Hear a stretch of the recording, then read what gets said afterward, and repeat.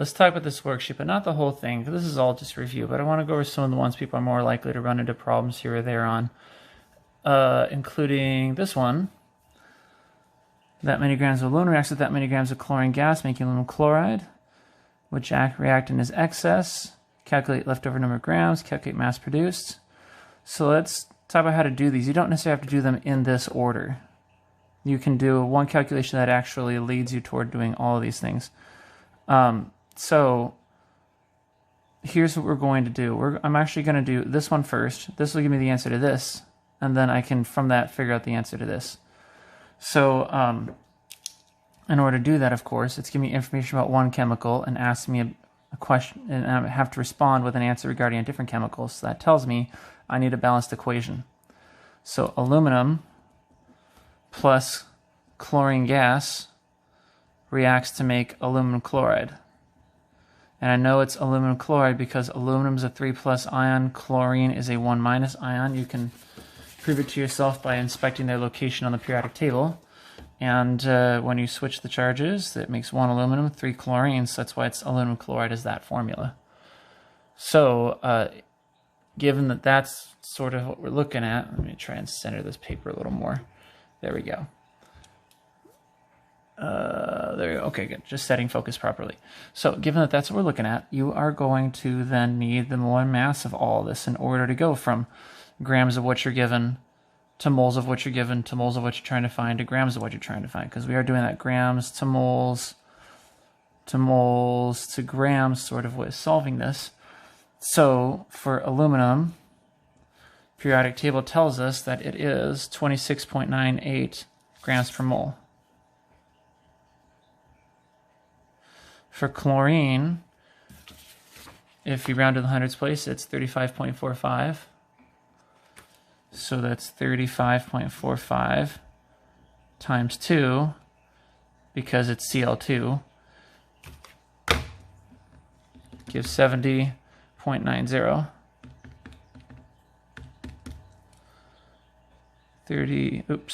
70.90. Now I know this says 0.9, but remember, it's got to go to the hundredths place. Everything needs to go to the hundredths place for molar masses. So add a 0 at the end to make it hundredths place. Now, for AlCl3, that's going to be 26.98 for the aluminum plus 3 times 35.45 for the chlorine, which is 26.98 plus 3 times 35.45, 133.33 grams per mole, AlCl3. All right, so there's our molar masses, that one, and that one. So let's do the actual calculation now. My plan is I'm going to calculate how much is produced by doing one calculation with this and one calculation with this, and then choosing the smaller answer. Whichever reactant gives me the smaller answer is the limiting, whichever reactant gives the bigger answer is the excess. And then, well, I'll talk about what to do from there, but that's essentially how to get my answers for these first two. So 15.5 grams of aluminum and 46.7 grams of chlorine. So let's do the calculations. From grams of aluminum to moles of aluminum, and then from moles of aluminum to moles of aluminum chloride, and then we're going to go from moles of aluminum chloride to grams of aluminum chloride. Now, in order to go from moles of aluminum to moles of aluminum chloride, you need this equation to be balanced. You can see it's not. 2 chlorines, 3 chlorines, that's not good. So I'm going to do my favorite trick. Take this 2, put it over here. Take this 3, put it over here. Now I've got 6 chlorines and 6 chlorines. Aha, that part's balanced, but that's 2 aluminum, so I got to put a 2 right there. Good, so that'll make it possible to do the changing from moles of one thing to moles of another. Now let me set this up before I fill in the numbers.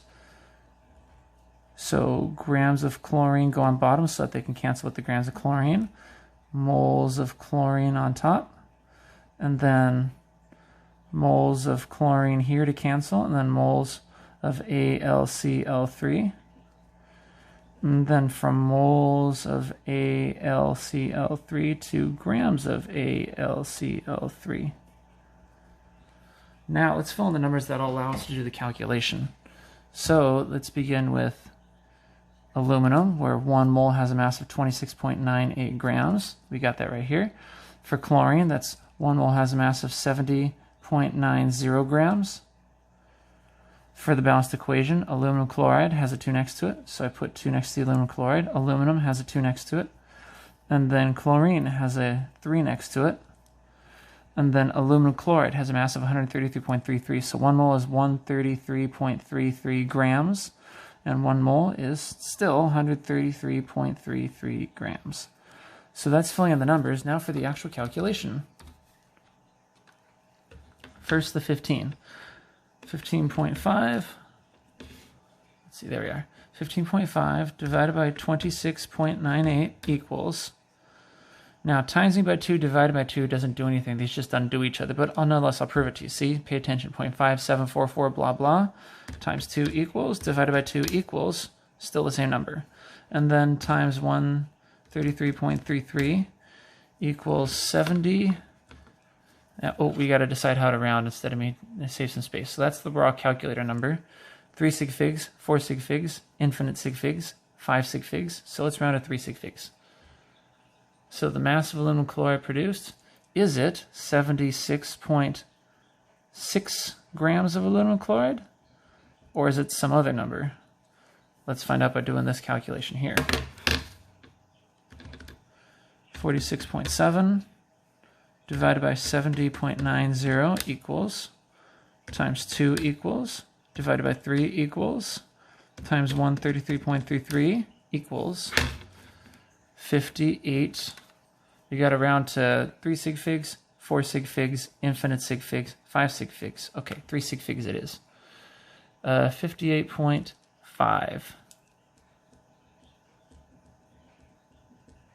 Okay, it looks like this is the smaller answer, so this is the one that is going to be our answer. That's the mass of aluminum chloride produced. Now, these are the two reactants. The limiting reactant will make less. The excess reactant will make more. So aluminum is in excess. And we can get that just from looking at the fact that it's enough to have produced more product if there had been more chlorine available.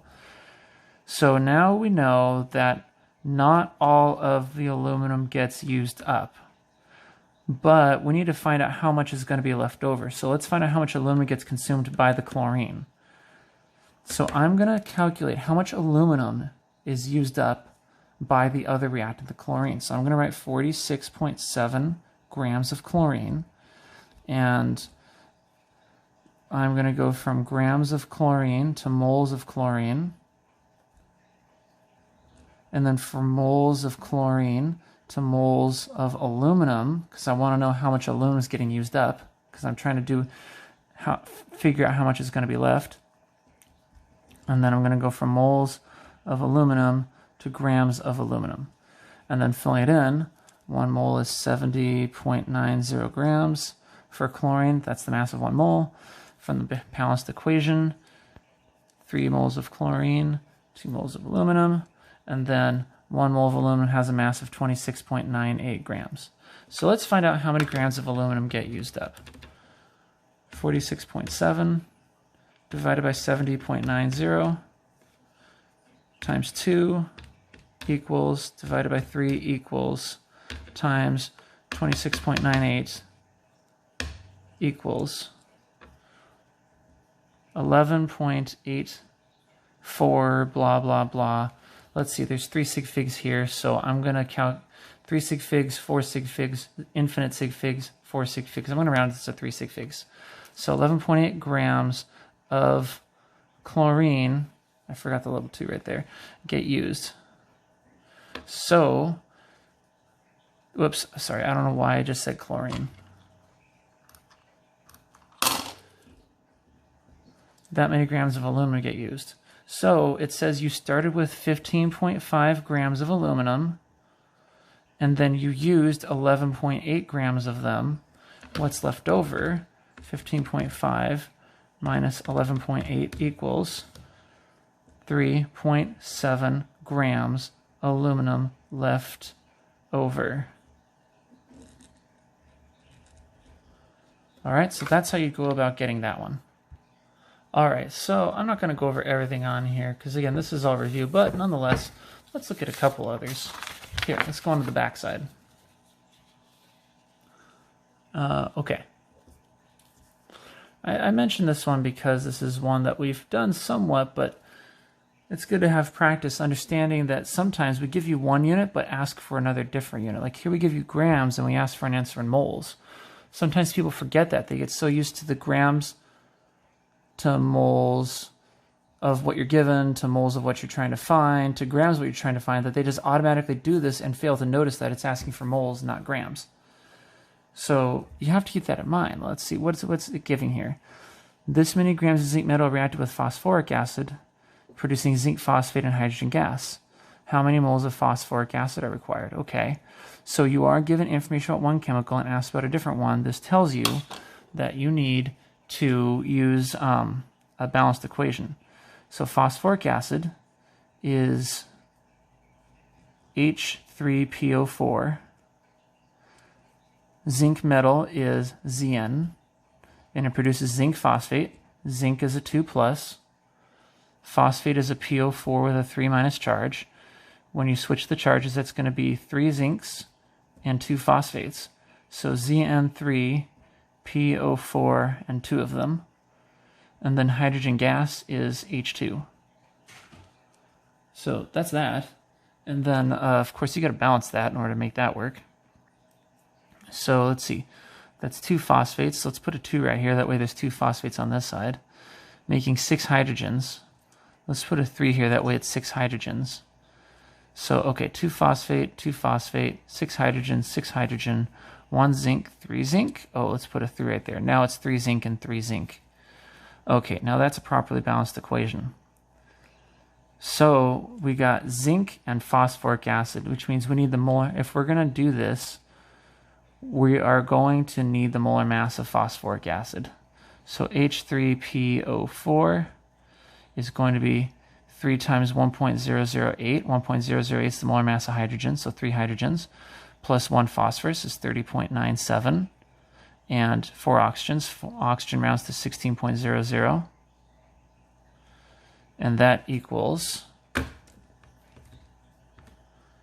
3 times 1.008 plus 30.97 plus 4 times 16, 97.99 grams per mole. Always round your molar masses to the hundredths place, even though this goes to the thousandths. You want to round to the hundredths place.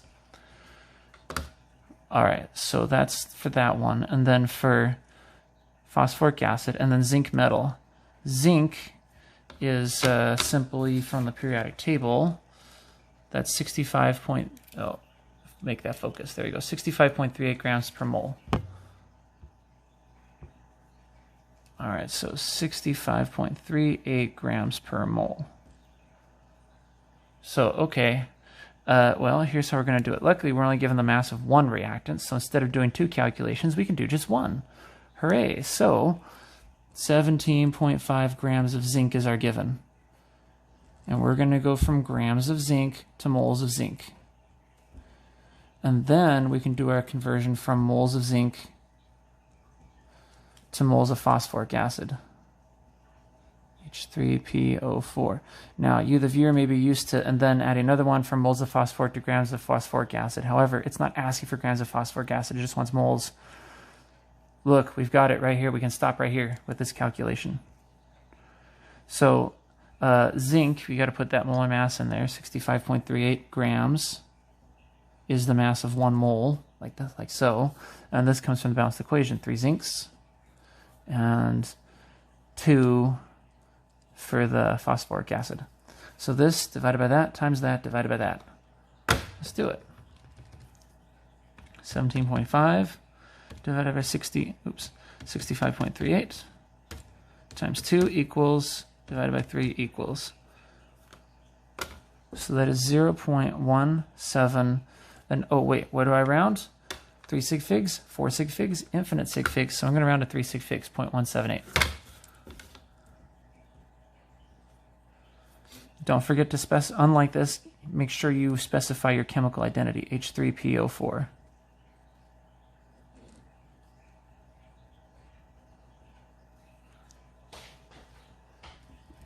All right, what mass of zinc phosphate will be produced? Okay, so now we got to do the same thing again, except now we're going to have to include zinc phosphate, which means we got to calculate its molar mass. So that's 3 times the mass of zinc, so that's 3 times the zinc is 65.38, plus that's 2 phosphoruses, so that's 2 times 30.97, plus 2 times 4 is 8 oxygen, so 8 times 16.00 equals a grand total molar mass for zinc phosphate of, let's find out, 3 times 65.38 plus 2 times 30.97 plus 8 times 16. 386.08 grams per mole. All right, so that's how you go about doing that one. Now, that's the molar mass at least. Underline these molar masses, make them easier to see.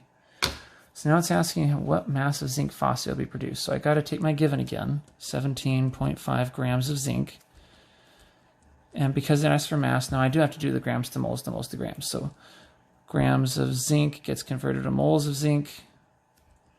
And then moles of zinc gets converted to moles of zinc phosphate. And then moles of zinc phosphate becomes grams of zinc phosphate. And that'll give us our answer. So let's see, 1 mole is has a mass of 65.38 grams per zinc. Get this out of the equation. So zinc has a 3 next to it, so 3 moles of zinc. Zinc phosphate has no coefficient, so it's simply 1. And then for the zinc phosphate, 1 mole has a mass of 386.08 grams, because yes, we round to the hundredths place. Okay, so there's that. Let's calculate. 17.5 divided by 65.38 equals, divided by 3 equals, times 386.08 equals 34.4 blah blah blah.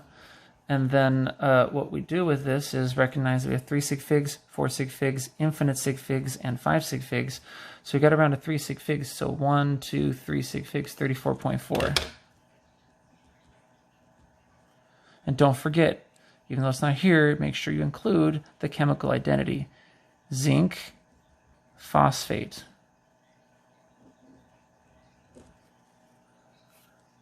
All right, and then finally, how many moles of hydrogen will be given off? So we got to do the same thing again.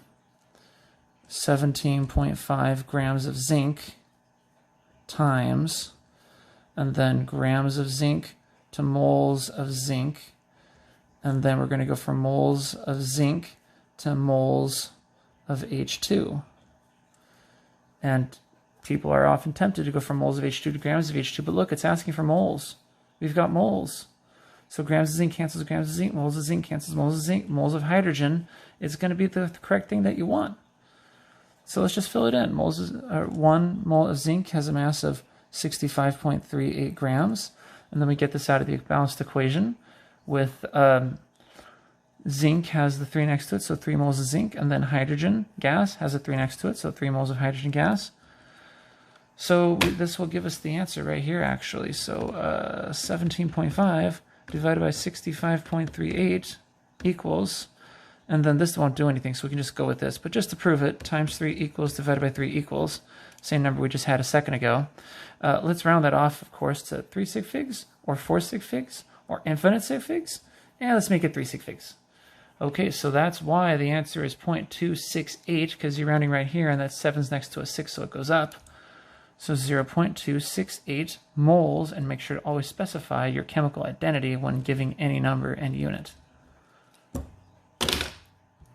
This is the same issue that happened here, happens here too. Notice your given is moles, not grams. So you are nonetheless being asked for number of grams of nitrogen dioxide. So you're going to have to go through the same sort of concept of paying attention to what units you have and how to get there. So let's actually go through it. So it says ammonia reacts with oxygen to produce nitrogen dioxide and water. So ammonia is NH3 plus oxygen is O2, and that reacts to produce nitrogen dioxide and water. So there we go. That's our calculation. Let's balance it. 1 nitrogen, 3 hydrogen, 2 hydrogen. Ooh, we need to fix that. Okay. I'll take this 2 and put it right here. I'll take this 3 and put it right here. So that's 6 hydrogen, 2 nitrogen. Oh, let's put a 2 here. That way it's 2 nitrogen, 2 nitrogen. And then we have 4 oxygen. And then 5, 6, 7 oxygen. So we have 7 oxygen here and only 2 here. So, remember how this goes? We need 7 oxygen, and there's 2 in this molecule, so we have 7 halves oxygens. And by the way, this means 7 oxygens. 7 halves times 2 is 7 oxygen atoms here. 4 plus 3 is 7 oxygen atoms here. So it is balanced, but we've got to times the whole thing by 2. So that means it all becomes 4NH3 plus 7O2 become 4NO2 and 6H2O. Let's just double check on that. 4 nitrogen, 4 nitrogen. 4 times 3 is 12 hydrogen. 6 times 2 is 12 hydrogen. 7 times 2 is 14 oxygen. This is 8 oxygen plus 6 more makes 14. So this is good. This is our balanced equation. All right, now what we're going to do is notice that we're given the amount of 2 different reactants. So we're going to have to do 2 calculations and pick the one that gives a smaller answer. So, okay, made a mistake on the previous version of the video. Let's fix this. So anyway, we did the balanced equation, and this is what it came out to for the balanced equation. Now we got to do the actual calculation. So our givens are 1.22 moles of ammonia, NH, wow, okay. I can't write, apparently. NH3. And then the other given is 2.14 moles of oxygen. So our plan is now to set this up for how we're going to go about doing it.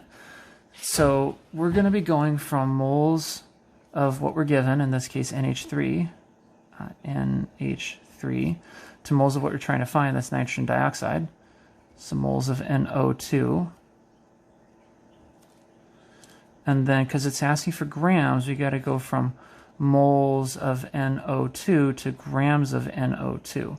And we're doing this for the other chemical too. So from moles of O2 to moles of NO2, and then from moles of NO2 to grams of NO2. And then we'll just pick whichever gives us the smaller answer in terms of grams.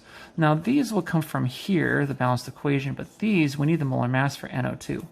So NO2 is 14.01, because that's the mass of the nitrogen, plus twice the mass of oxygen. Oxygen rounds to 16.00 when you round to the hundredths place. Nitrogen rounds to this at the hundredths place. Oops, just realized that was out of view.